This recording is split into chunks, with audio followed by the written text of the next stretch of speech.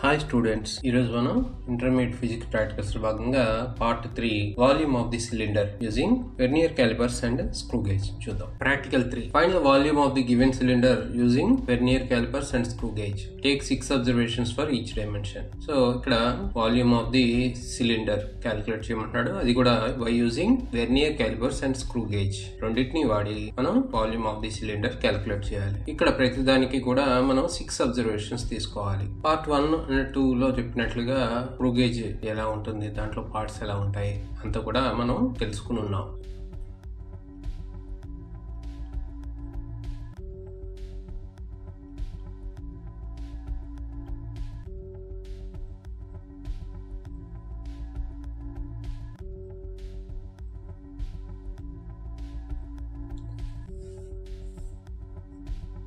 Examination point of view లో main గా మనం ఫస్ట్ రాయాల్సింది ఆపరేటర్స్. ఈ ఎక్స్పెరిమెంట్ లో vernier callipers, screw gauge and solid cylinder. Principle of vernier callipers: the difference in the magnitude of one main scale division and one vernier scale division is called least count of the instrument, as it is the smallest distance that can be measured using the instrument. ఈ principle ఖచ్చితంగా రాయాల్సి ఉంటుంది. అలాగే screw gauge కి వచ్చేటికి the linear distance moved by the screw is directly proportional to the rotation given to it. Next one, formulas used. దీనిలో first గా least count of vernier calipers వాడతాం. వెర్నియర్ కాన్స్టెంట్ అంటాం దాన్ని.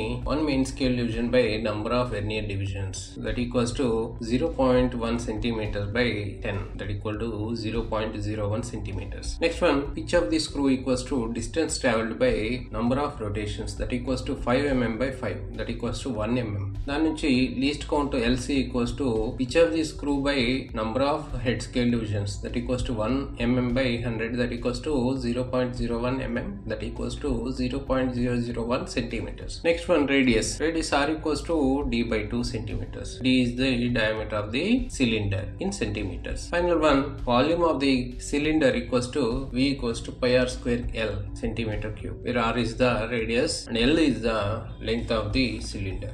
Procedure వచ్చేటికి first one, measuring the length of the solid cylinder. So ఇక్కడ దీన్ని vernier callipers ను ఉపయోగించి చేస్తున్నాం కాబట్టి వెర్నియర్ క్యాలిపర్స్ కి సంబంధించి ప్రొసీజర్ రాయాల్సి ఉంటుంది. దానిలో first one, keep the jaws of vernier callipers closed. Observe the zero mark of the main scale. It must perfectly coincide with that of the vernier scale. If this is not so, account for the zero error for all observations to be made while using the instrument. Next one, place the cylinder for length between external jaws. Third one, look for the zero division on the vernier scale that best coincide with the one of the divisions of main scale. Next, fourth one, carefully note that the position of the zero mark of vernier scale against the main scale usually it does not perfectly coincide with any one of the small divisions on the main scale. Record the main scale division which is just to the left of the zero mark of vernier scale. Next one, start looking for exact coincidence of a vernier scale division with that of the main scale division in the vernier window from left end to right. Note its number capital N carefully. దీనిలో main scale reading ఎలా తీసుకోవాలి, vernier scale reading ఎలా తీసుకోవాలి అనేది experimental 1 and 2 లో మనం discuss చేసుకున్నాం. దాని మాదిరిగా ఇక్కడ కూడా రీడింగ్స్ తీసుకోవాల్సి ఉంటుంది. Next 6th one, multiply n by least count of the instrument and add the product of main scale reading noted in step 4. 7th one, repeat step 3 to 6 to obtain the length at different positions on its plotted surface. Take 6 set of readings in each case. ఇక్కడ length ని పైన కింద కూడా flat surfaces ఉంటాయి కాబట్టి 3 different positions దగ్గర vernier calipers ని పెట్టుకుని ఈ ఎక్స్పెరిమెంట్ ని 6 సెట్స్ వచ్చేట్లుగా రీడింగ్స్ తీసుకోమంటున్నాడు. Next one, record the observations in the tabular form with the proper units. Apply zero correction if need be. Final one, find the arithmetic mean of the corrected readings of the lengths. Express the result in suitable units the appropriate number of significant figures. Next screw gauge procedure వచ్చేటికి measurement of thickness of a given plate. First మనం check చేయాల్సింది ratchet functioning perfect గా ఉందా లేదా. Take the screw gauge and make sure that the ratchet are on the head of the screw function properly. Second one, rotate the screw through say 5 complete rotations and observe the distance through which it has receded. This distance is the reading on the linear scale marked by the edge of the circular scale. Then find the pitch of the screw, that is the distance moved moved by a screw on one complete rotation. If there is n divisions on the circular scale, then the distance moved by the screw when it is rotated through one division on the circular scale is called the least count of the screw gauge. So least count equals to pitch of the screw by total head scale divisions. Insert the given cylinder for diameter between the screw and stud of the screw gauge. Move the screw forward by rotating the ratchet till the cylinder is gently gripped between the screw and stud. Stop rotating the ratchet the moment you hear a click sound. So ఈ రకంగా screw gauge ని మనం ఆ click sound వచ్చేంత వరకు కూడా cylinder ని diameter place చేసి రీడింగ్ కోసం మనం చూడాల్సి ఉంటుంది. Take the readings on the linear scale and the circular scale. From these two readings obtain the diameter of the cylinder. Record the readings for diameter. It is necessary to measure the diameter at several different positions on its curved surface and obtain the average value of it. For this, repeat the 3 to 6 steps for 5 more positions. Take the mean of the different values of diameter so obtained. Subtract zero error, if any, with proper sign to get the corrected value of the diameter. Then calculate the radius. That is the procedure. Next one, observations. Observations వచ్చేటికి tables మనం వేయాల్సి ఉంటుంది. So దాంట్లో first one, measuring the length of the given cylinder. Simple గా ఈ table ని అక్కడ draw చేయాల్సి ఉంటుంది. ఆఫ్టర్ ప్రొసీజర్, టేబుల్ కంటెంట్స్ వచ్చేప్పటికి serial number, main scale reading, number of coinciding vernier division, vernier scale reading, measured length. So ఈ రకంగా table ని మనం ఫిల్ చేస్తాం. కింద వచ్చేవాడికి చిన్నగా జీరో ఎర్రర్ ఎంత, మీన్ లెంగ్త్ ఎంత, కరెక్టెడ్ లెంగ్త్ ఎంత అనేది ఫార్ములాస్ వేసుకుని ఉంచుకుంటాం అనమాట. సెకండ్ వన్, స్క్రూ గేజ్ ను యూజ్ చేసుకుని diameter of the cylinder calculate చేస్తున్నాం కాబట్టి దీనికి కూడా సెపరేట్ టేబుల్ వేయాల్సి ఉంటుంది. దీని కంటెంట్స్ వచ్చేప్పటికి serial number, linear scale reading, circular scale reading, diameter D equal to M plus N into LC. ఇక అబ్జర్వేషన్స్ అండ్ క్యాలిక్యులేషన్స్ లోకి వస్తే మనకి ఫస్ట్ వన్, వెర్నియర్ క్యాలిపర్స్ ని వాడుతున్నాం కాబట్టి వెర్నియర్ క్యాలిపర్స్ కి సంబంధించి లీస్ట్ కౌంట్ వేస్తాం. అలాగే zero error and it's correction. So ఎలా మనం తీసుకోవాలనేది ఎక్స్పెరిమెంట్ 1 and 2 లో క్లియర్ గా ఎక్స్ప్లెయిన్ చేసుకున్నాం. నెక్స్ట్ వన్, స్క్రూ గేజ్ కి సంబంధించి pitch of the screw already formulas లో మనం వేస్తున్నాం. అలాగే least count of the screw ఇక్కడ కూడా మనం వేయాల్సి ఉంటుంది. అలాగే స్క్రూ గేజ్ కూడా zero error, positive or negative ఖచ్చితంగా ఉంటుంది. సో దాన్ని ఖచ్చితంగా కౌంట్ చేసుకుని మనం దగ్గర ఉంచుకోవాల్సి ఉంటుంది. Next one, precautions. So precautions కూడా 5 యాజ్ యూజువల్ గా అంతకు ముందు చెప్పినవే అయినా ఒకసారి చూద్దాం. 1. Screw the vernier tightly without high pressure to avoid any damage to the threads of the screw. So high pressure ఇవ్వకుండా వెర్నియర్ క్యాలిపర్స్ కి స్క్రూ థ్రెడ్స్ పాడవకుండా ఉంచమంటున్నాడు. అలాగే keep the eye directly over the division mark to avoid any error due to parallax error లేకుండా eye లెవెల్లో operators ని ఉంచుకుని experiment చేయాల్సి ఉంటుంది. Next one, place the object perfect manner without skipping. Object జారిపోకుండా జాగ్రత్తలు తీసుకోవాలి. స్క్రూ గేజ్ కి వచ్చేవాడికి ratchet arrangement in the screw gauge must be placed to avoid the undue pressure on the cylinder. Cylinder మీద pressure పడకుండా ratchet arrangement ఖచ్చితంగా వాడాలి. Note down each observation with correct significant figures and units. So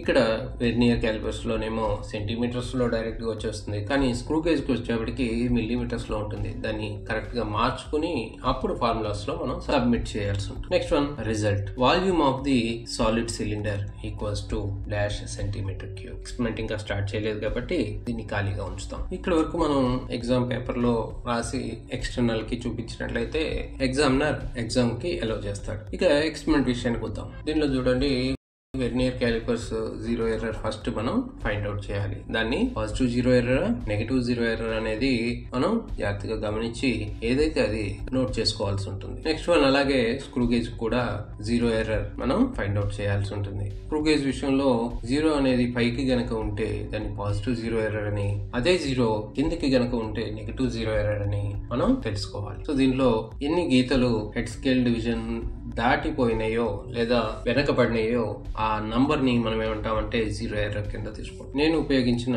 screw gauge కి zero error 0.05 millimetres గా తీసుకోవడం జరిగింది. So చూడండి, experiment లో ఇక వెర్నియర్ క్యాలిపర్స్ ను ఉపయోగించి సాలిడ్ సిలిండర్ ఏదైతే ఉందో దాని హైట్ ని నేను ఇక్కడ తీసుకుంటున్నాను. హైట్ ని లెంగ్త్ అని కూడా చెప్తున్నాను. వెర్నియర్ క్యాలిపర్స్ లో ఎక్స్టర్నల్ జాస్ మధ్యలో సిలిండర్ ని అక్కడ చూపించినట్లుగా ప్లేస్ చేయడం జరుగుతుంది. తద్వారా మనం రీడింగ్ తీసుకోవాల్సి ఉంటుంది. వెర్నియర్ స్కేల్ యొక్క జీరో మెయిన్ స్కేల్ మీద ఏ రీడింగ్ అయితే చూపిస్తుందో దాన్ని మెయిన్ స్కేల్ రీడింగ్ అంటాం. అదే ఈ వెర్నియర్ స్కేల్ మీద ఉన్నటువంటి 11 గీతల్లో ఒక గీత మాత్రమే మెయిన్ స్కేల్ మీద ఉన్నటువంటి లైన్ తో ఏకీభవిస్తుంది, అంటే కోయిన్సైడ్ అవుతుంది. కాబట్టి ఆ నంబర్ ని మనం నోట్ చేసుకుని దాన్ని విసి అంటే వెర్నియర్ కోయిన్సిడెన్స్ గా నోట్ చేసుకుంటాం. ఇక ఈ టేబుల్ తీసుకుని 6 డిఫరెంట్ పొజిషన్స్ లో length of the given cylinder మనం నోట్ చేసుకోవడం జరుగుతుంది. అన్నిటికీ దాదాపుగా 2.2 అనేది మెయిన్ స్కేల్ రీడింగ్ ఖచ్చితంగా ఉంటుంది. కానీ వెర్నియర్ కోయిన్సిడెన్స్ వచ్చేటికే కొంచెంగా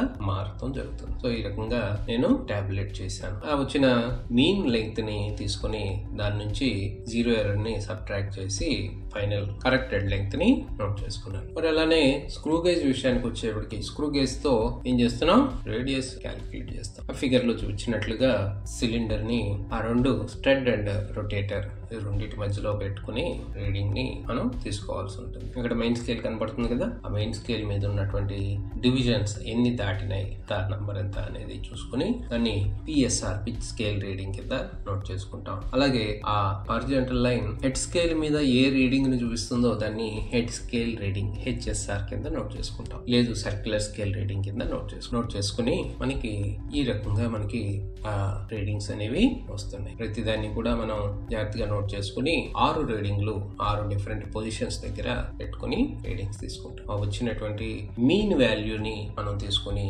దాని నుంచి జీరో ఎర్రర్ ని కరెక్ట్ చేసి ఆ వచ్చినటువంటి మిల్లీమీటర్ లో ఉన్నటువంటి రీడింగ్ ని సెంటీమీటర్ లోకి కన్వర్ట్ చేస్తాం. క్యాలిక్యులేషన్ దీంట్లో మీన్ మెజర్డ్ లెంగ్త్ ఎంత, వచ్చినటువంటి రీడింగ్స్ అన్నింటినీ కూడా యావరేజ్ తీస్తే మనకి 2.25 సెంటీమీటర్స్ వచ్చింది. దాని నుంచి జీరో ఎర్రర్ ని కరెక్ట్ చేసి మనం 2.2 గా తీసుకుంటాం జరుగుతుంది. అలాగే స్క్రూ గేజ్ కి సంబంధించి మీన్ మెజర్ డయామీటర్ ఇక్కడ కూడా 6 యావరేజ్ వేసుకుని వచ్చిన మిల్లీమీటర్ రీడింగ్ ని జీరో ఎర్రర్ తో కరెక్ట్ చేసుకుని దాన్ని సెంటీమీటర్ లోకి కన్వర్ట్ చేసుకుంటాం. స్క్రూ గేజ్ నుంచి వచ్చినటువంటి డయామీటర్ నుంచి మనం ఏం చేస్తాం, measured radius r equals to d/2 that equals to 2.29/2 దాని వాల్యూ 0.645 వచ్చింది అనమాట. దాన్ని volume formula V equals to πr²L centimetre cube. ఈ ఫార్ములాలో మనం సబ్స్టిట్యూట్ చేస్తాం. π అంటే 22/7, r అంటే 0.645, అలాగే L అంటే 2.2. ఈ మూడింటిని కూడా దీనిలో సబ్స్టిట్యూట్ చేసుకుని క్యాలిక్యులేట్ చేస్తే నాకు